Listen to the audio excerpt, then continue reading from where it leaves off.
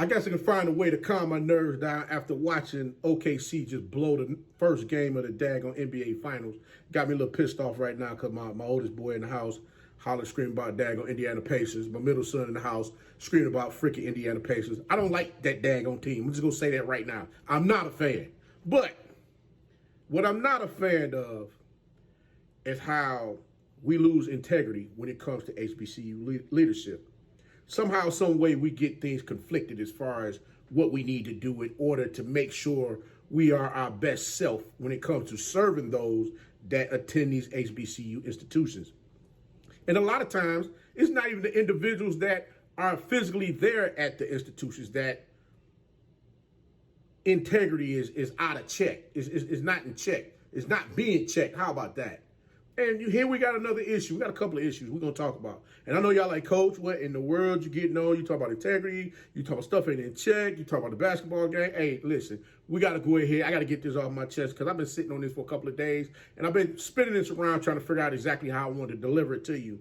Because there's so many moving pieces to all of this that just got my mind just thrown off. So I'm going to do the best I can with this. Y'all sit back, relax, rock out with your favorite coach. And we're going to go ahead and get into it right after this.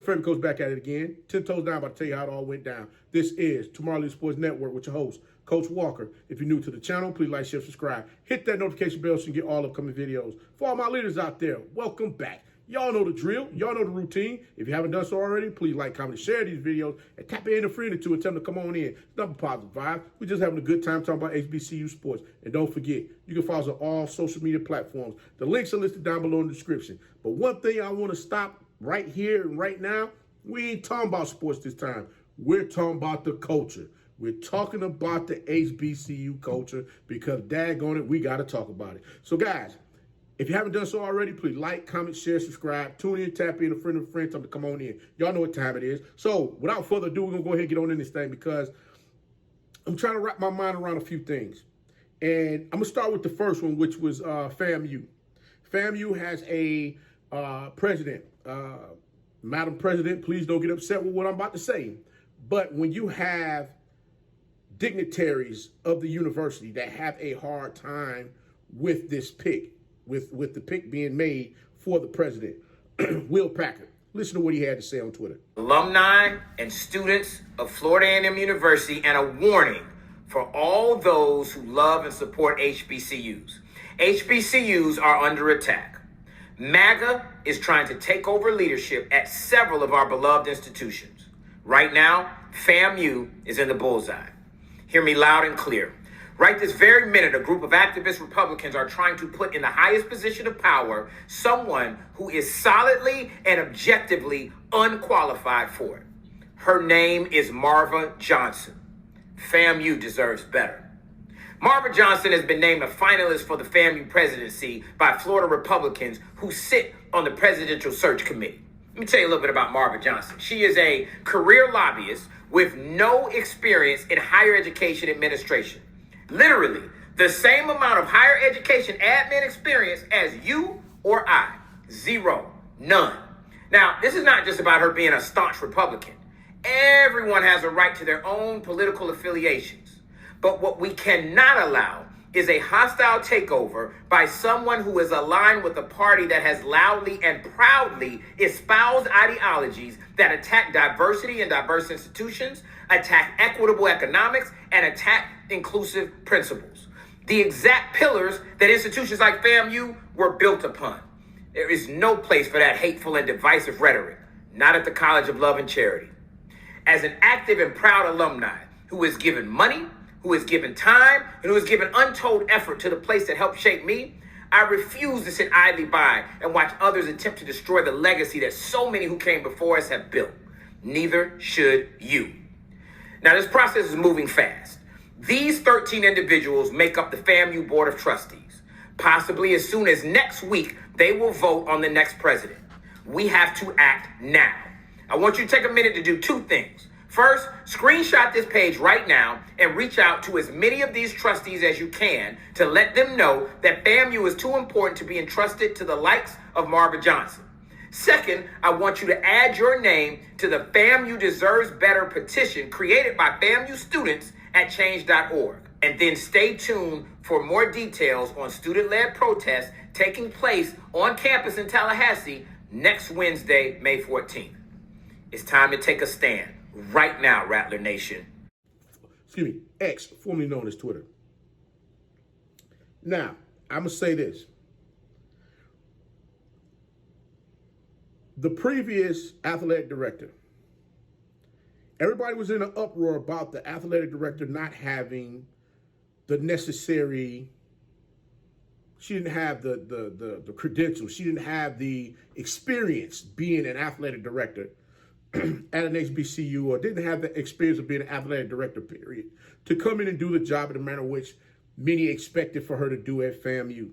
Now, I'm going to be honest with you. I'll say, hey, let's give her a chance. Let's see what's going on. But everybody was in a big uproar. They wanted change. They wanted change immediately. And at every step this woman made, everybody was trying to kick her back in for whatever the heck it was. It didn't matter. If she didn't tie her shoes up right, they was kicking her back in for it. If she had a button missing that wasn't buttoned up on the shirt, she was getting her back kicked in. If she sneezed wrong, she was getting her back kicked in. And here we have a president that has all type of ties to the current governor of the state of Florida.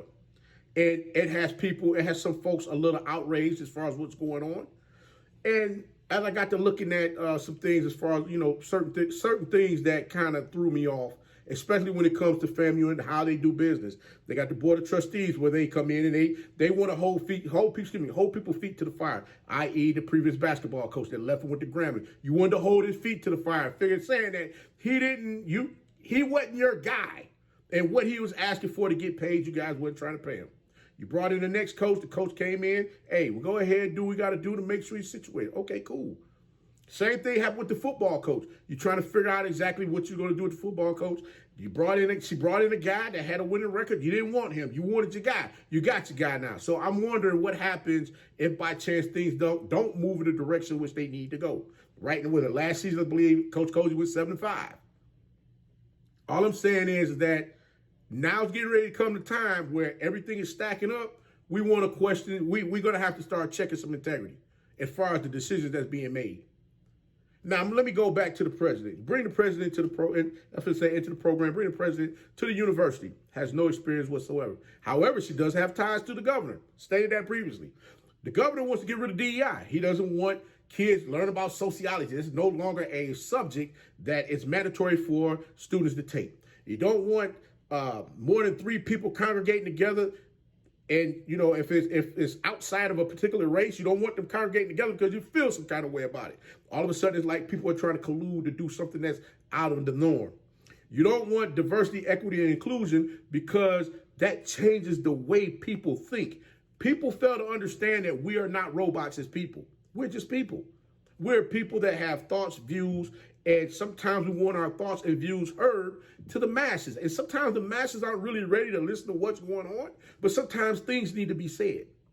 And the reason why I'm talking like this right now, before I go any further, let me give my Brownite brother, my brother from Morris Brown College, the podcast with Soul, Sean G. He is covering the Diddy trial right now. I had to throw that out there, shameless plug, but I had to throw it out there for him because the man is down there giving a phenomenal view on everything that's going on, and he's keeping it down the middle. And y'all wonder where I get that from. When we come from where we come from, these HBCUs, we understand that. We look at both sides of the coin and get an understanding of exactly which way we need to go. 9 times out of 10, we're going to stay in the middle because you know what? The middle allows you to listen. The middle allows you to listen to everything that's going on and not get caught up in a whole bunch of malarkey that can get your behind just caught up in some madness that you don't want to be in or say something out of pocket. And I hope thus far I have not done that with you guys listening to what I have to say.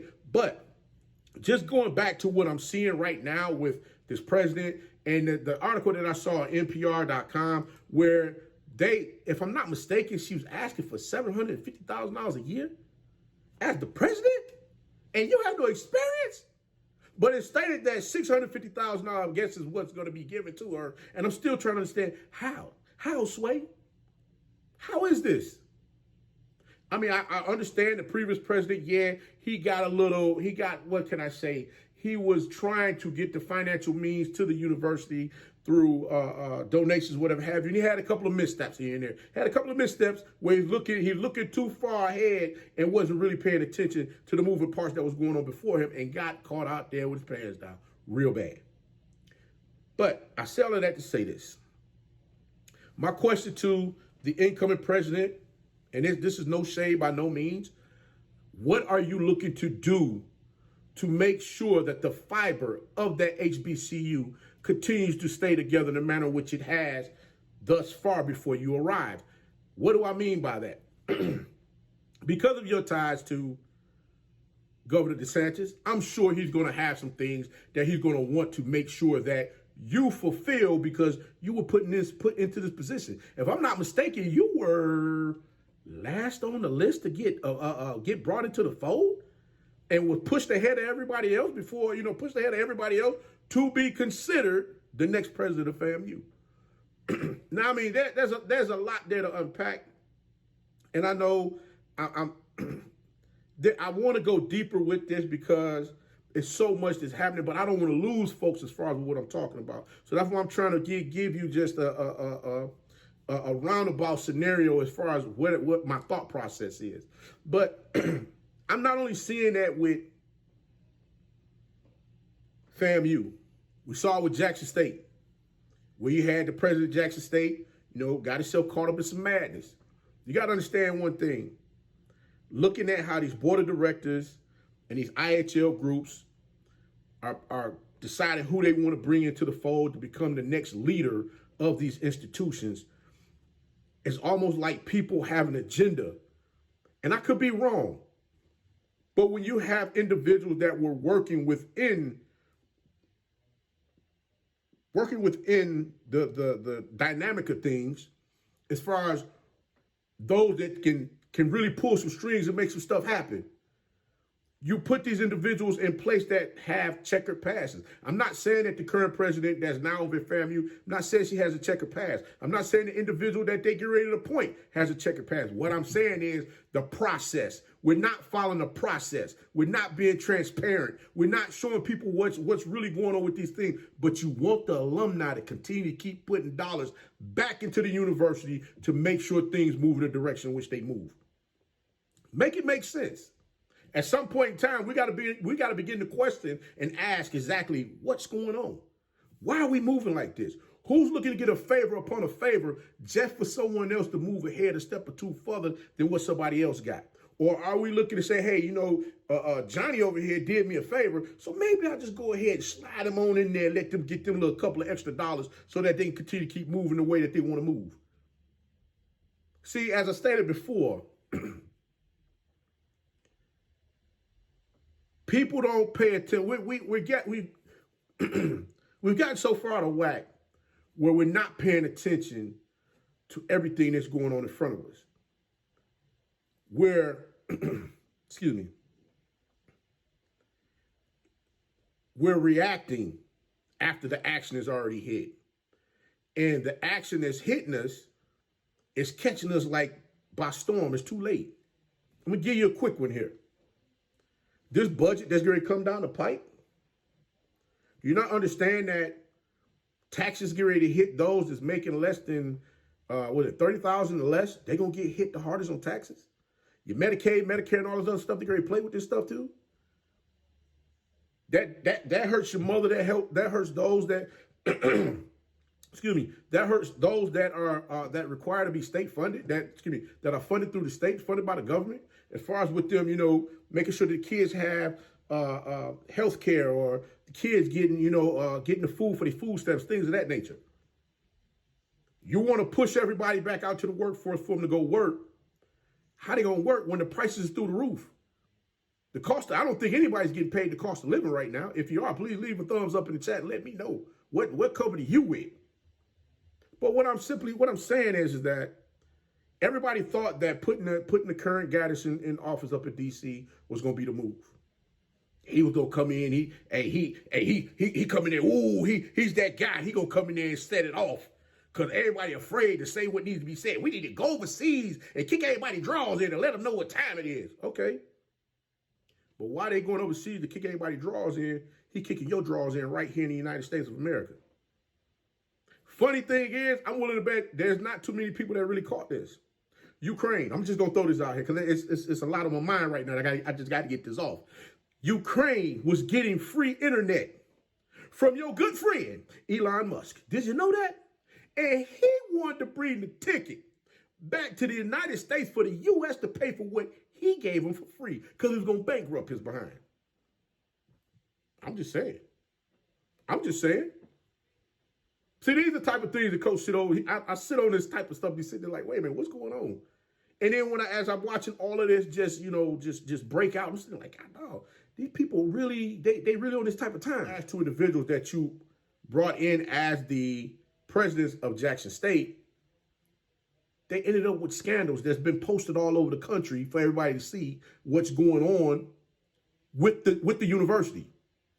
How does that help the university grow?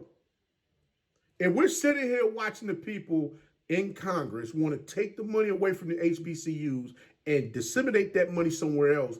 We got to have a little bit more squeaky past as far as what the people that we bringing in. And then we need to hold those people's feet to the fire once they get in to understand that ain't no foolery going on up in here.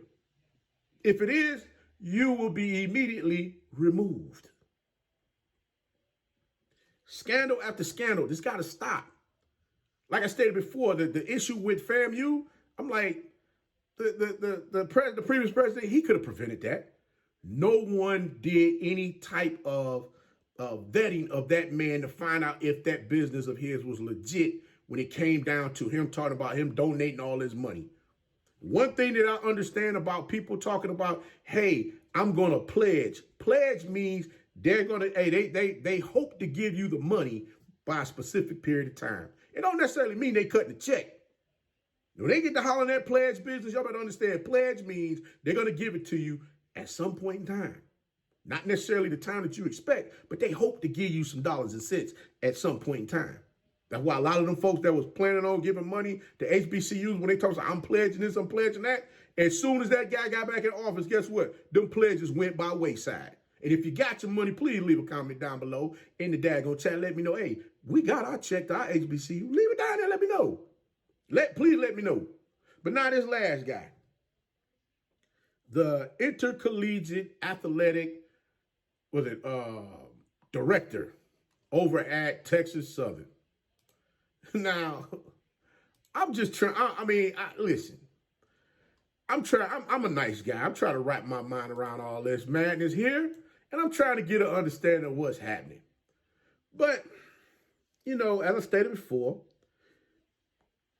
the governor of Florida, DeSantis, he appoints people to the board of trustees for FAMU, and this is an appointee that he wants to become the new president of FAMU. Congratulations, Ms. Marva Johnson. Congratulations to you on becoming the next president of FAMU. And then you got the IHL over Jackson State wanting to pick go ahead and put a subcommittee together. From my understanding, they already have somebody that they're looking to bring in there already. Here we go again. Integrity. Transparency. We don't want to show that. Why? Don't y'all understand we have to show more transparency than anybody? Because people want to know what's going on. If you had these people come out and they buying daggone fish sandwiches for the building fund, they want to make sure that the money that they bought them fish sandwiches for the building fund, that money is going to the building fund, and that building going to break ground when you say it's going to break ground. If you got people that cut you a check saying, hey, we give you $50,000 that need to go to the daggone football team, it needs to go to the football team, not the general fund.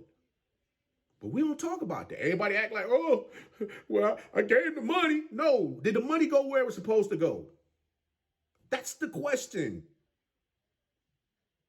We can't keep playing this game that we're playing. That's why there's a lot of folks sitting here looking like, man, do I really want to give? Don't I want to give? What am I going to do?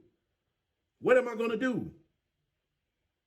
I got people that I went to college with in Morris Brown. I said to say, hey, man, go ahead and get your money back. They sitting there looking at me like, man, they messed up my. Hey, bro, that was when we was in school, brother. Hey, they need help now. Let's make sure we need to do what we need to do. Hell, I even need to do better. I need to do better. I can sit here and say that I need to do better. I need to hold myself accountable. So yeah, if I'm saying I need to do it myself, that means, damn it, we all need to kick in and do it right. But again, back to the Galvin, Texas Southern. Texas Southern. The athletic director, they decided they want to go ahead and move on from him because he didn't got himself in a little bit of situation down there. When you get your tail caught up in the SA situation, you know it's a problem. And for the life of me, I think I got enough time on here now where I can say what I got to say, and I ain't gonna get dinged for it. But I'm gonna go ahead and curve it a little bit anyway. You don't poop where you eat, and if you don't understand what I mean by poop, you don't shh where you eat. How about that? You just don't, because if what's being reported is true allegedly, brother, what are we thinking about? I mean, and then for the lady, for the alleged victim to go get Tony Busby, was you not paying attention to what happened to Deshaun Watson down there? And all of this kicked back on him because he said he wanted to leave and go. He wanted to leave and get traded because they was taking all the players off the team. They was leaving them no weapons out there for him to compete. And here you are at the university, allegedly, can't follow the rules. Make it make sense. But Governor Abbott, right around the time when this happened, Governor Abbott, he added 3 more individuals to the IHL board. Governor Abbott added 3 individuals to the Board of Regents for Texas Southern University. And I'm trying, like I stated before, I get it. I'm just trying to understand the individuals that's being put in place to come run these HBCU institutions. Do they understand the culture? Do they understand why these universities were created in the first place? Do they understand how big of an influence these universities are for those that want to attend and learn more about their heritage and their history? Do they understand that? Or is it just a myth and say, hey, I'm here to just do a job, and if you're getting a check, just cut me my check so I can go ahead and keep it pushing. Or I can just put this on my resume to say, I did this thing. All I'm saying is, when I look at each state, Texas, Florida, Mississippi, there's things that's going on there outside of the university stuff. I.e. Texas, they want you to take they want you to learn a particular math. Now they got changes that's going on down there where they were offering free education. That education is now being taken away, all because there's new bills that's being created so that we can, so other big name institutions can continue to keep getting all of the funding or getting more funding to keep moving their thing ahead.